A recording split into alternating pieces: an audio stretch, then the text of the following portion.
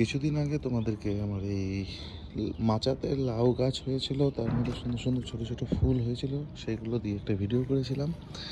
আজ তোমাদের দেখাবো যে বেশ সুন্দর সুন্দর লাউ হয়েছে। ঠিক আছে, এই যে এখানে একটা হয়েছে, এই যে এখানে একটা ঝুলছে লাউ। দেখেছো লাউগুলো কত সুন্দর? বাহ, চারিদিকে লাউ নিচে ঝুলেই আছে। এই যে এখানে একটা, তারপরে এই যে একটা, দেখতে পাচ্ছ? তারপরে ওই সামনে ওখানে একটা আছে, এই যে এইদিকে এখানে একটা, মানে অনেক কটা লাউ হয়েছে।